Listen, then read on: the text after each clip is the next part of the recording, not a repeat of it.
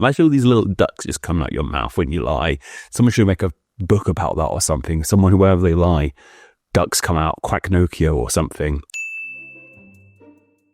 English is a language full to the brim with fun and interesting idioms we use on a near daily basis. However, English is far from the only language that is so playful with its words. Languages across the globe are full to the brim with idioms which can be just as silly as many of the ones we have here in English. So today, let's take a look at some of the more interesting idioms from across the globe that we English speakers really ought to adopt. But something else we should ask ourselves is, why do idioms differ from language to language? And the simple answer to that is the fact that each language very much developed in its own unique way. And as these tongues developed, so did the idioms within them. But a key reason why many of them are unique to certain countries comes down to the cultures of these lands. Various idioms reflect things native to those lands, so they wouldn't be applicable to other languages, especially in the far past. Take the Spanish phrase of "se formó tremendo arroz con mango," which translates into meaning "this turned into a serious bowl of rice and mango," and means something is now a big deal.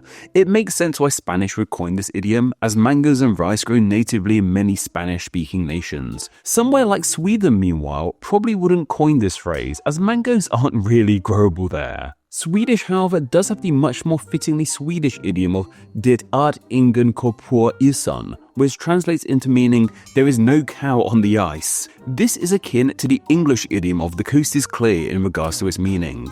If you want to tell someone there's nothing to worry about in Sweden, then you can go ahead and shout this idiom at them.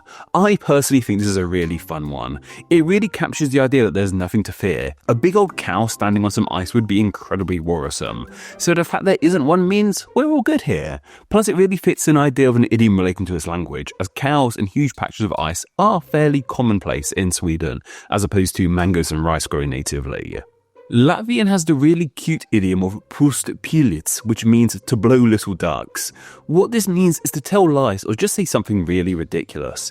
We have the similar phrase of blowing bubbles here in English, which can mean many things, but it can also mean you're telling lies. Like if you're blowing bubbles, especially if you say those bubbles are being blown out of a different end of your body, I will say. Not out of your mouth, but if you're blowing bubbles out of if someone tells you you're blowing bubbles out of a different end of your body, that means you're lying. It doesn't mean you're literally doing that. If you are literally doing that, go see some medical advice. But in regards to this Latvian phrase, I think it's just great. Ducklings have this image of being silly little animals, so they feel like the perfect representation of when people are saying silly little things. Imagine all these little ducks just coming out your mouth when you lie.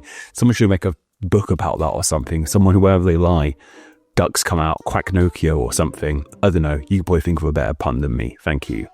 But before we continue looking at all these silly idioms, I'd like to briefly talk about Patreon and Super Thanks. Patreon is the best way to financially support Name Explain, and donating just $1 a month gets you ad-free videos, a chance to say what names are explained, an exclusive monthly newsletter, and your name at the end of these videos. All of that can be found at patreon.com/nameexplain, which will be linked down below. Conversely, if you want to just make a one-time donation, you can leave a Super Thanks directly in the comment section of any of my videos here on YouTube.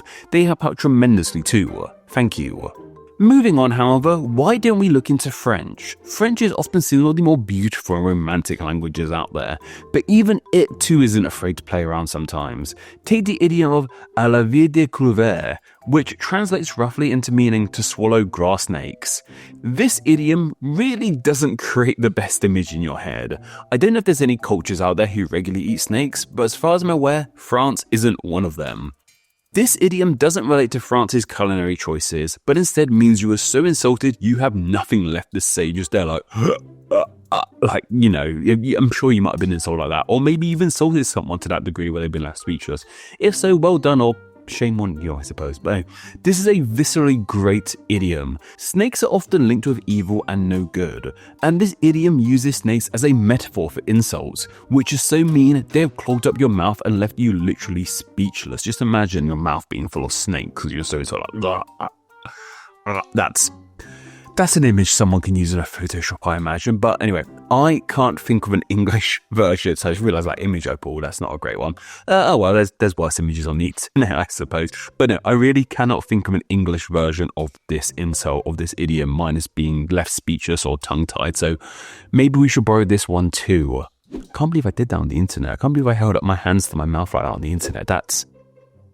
That'll come back to haunt me someday. But going a tad further afield, we have the Japanese idiom of Niko o Kabulu, which means to put a cat on one's head. This sounds really cute and incredibly Japanese. I'm sure there's like an anime character who runs around with a cat on their head all day or something. I think like Kiki's Special Delivery, she has a cat, I think. Yeah, let's go with that. It's probably on her head at least at some point. But despite how cute this idiom sounds, its meaning is actually far from cute. It means to pretend you're being nice, but actually have more malicious intentions. The closest we have to it in English is the phrase of a wolf in sheep's clothing, which implies that someone who is mean is pretending to be nice. I do like this Japanese one, but honestly I actually prefer the English one.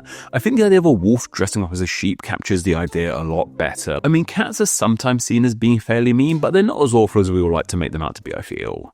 And finally, I want to highlight an idiom from Australian English. One, because Aussie English is full of great phrases, and two, it shows that idioms can even be different in different versions of the same tongue. Take the idiom of a kangaroo loose in the top paddock. This means someone is a bit odd, we shall say nicely.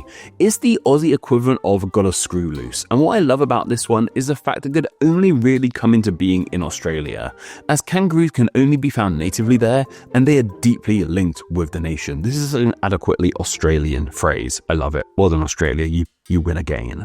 But this shows us just how different idioms can be around the world, and let me know about any other interesting idioms in other languages I might have missed out on. Also, please suggest a topic down below which we could cover in next Monday's Name Explain video. It could be about literally anything, and the topic can be as niche or broad as you like. I will then choose 3 of those topics and place them on a poll for my patrons to vote on. Then the winner from that poll will be the topic covered in next Monday's Name Explain video. You can vote in that poll as well as enjoy many other great benefits by visiting patreon.com/nameexplain, which will be linked down below, and by donating just $1 a month. Thank you. Anyway, that's more than enough for myself, but don't forget to go follow on Instagram where I'm NameExplainYT, and don't forget to join the Facebook page Friends of Name Explain, where you can chat with myself and many other name nerds. Okay all, take care. Guess you forgot to put the camera on charge last night, so let's just speed around this one, shall we? Because there's some big words in this video. I have my iPad on my lap with forvo.com open, which has pronunciations on it, so I'm going to be tinkering around down here for a little bit. 3, 2, 1. English is a language full to the brim with fun and interesting idioms. Si fulmo tremendo a los con mango. I think that's right. Here we go. Let's see. So I need to double check how to say the PA word. Yeah, pa. Let's find out. Can you hear me, iPad? Poor. Poor. Postbilids. Postbilids. Great. Thank you. Thank you, Forvo. I love this website. Right, this is the tough one. I always struggle with French. À la vie des couverts, I think it is. Avaler des couleuvres. Avaler des couverts. Couvert. Thank you, iPad. You really helped me out there. Fantastic stuff.